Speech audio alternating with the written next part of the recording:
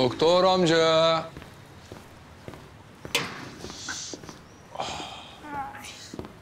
Ay. Yalnız gelmemişsin yine. Kopamıyoruz maalesef.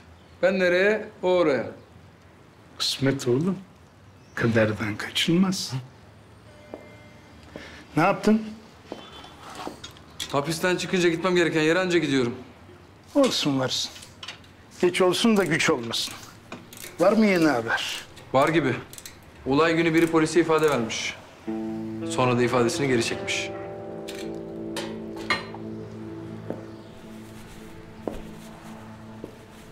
Korkmuş da vazgeçmiş. Öyle mi? İşte fikrini niye değiştirmiş? Onu soracağım. Poliste ölüm kalım gözüküyor mu? Benim gördüğüm raporda yoktu. Ayrıca sanmıyorum. Böyle bir şey olsa mahkemede üstüme ihale edilirdi.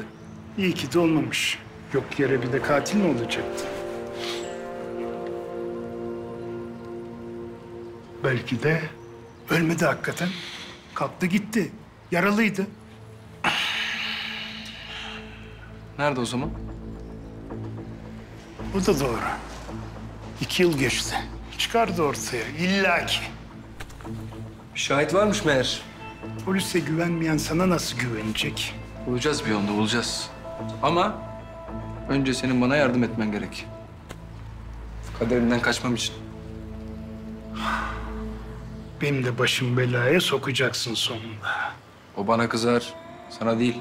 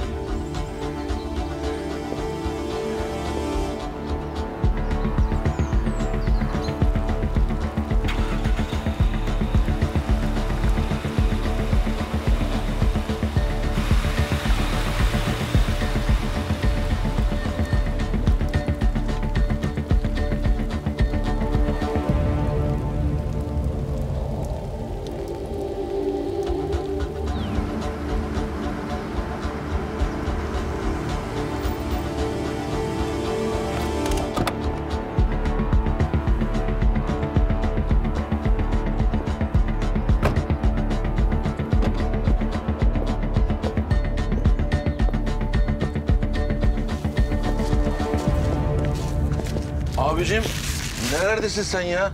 Yüzünü gören cennetlik. İş güç tabii, yoğunsundur. Yurt dışında falan mıydın? Aha yaptık öyle bir şeyler. Sen uğramaz olunca taşındın sandım.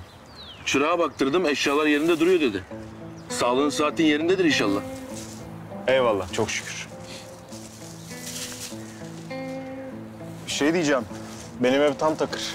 Sen bana kahvaltılık böyle ufak tefek bir şeyler ayarlasana. Olur abi. Yalnız benim bir işim var. Senin çocuğu yollarsın. Olmadı kapıya bırakır. Olur abi, emrin olur. Çok güzel ev yapımı reçel var, organik diyeyim sana. Ondan da koyayım mı?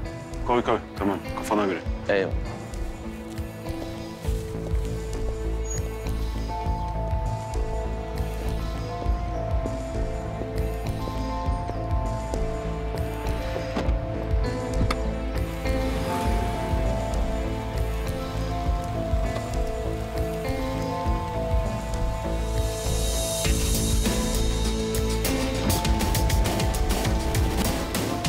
Arkadaşım bu 2 oldu.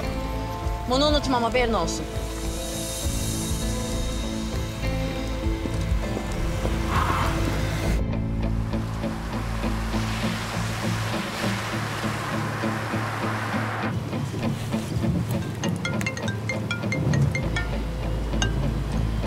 Amirim ben Kaan.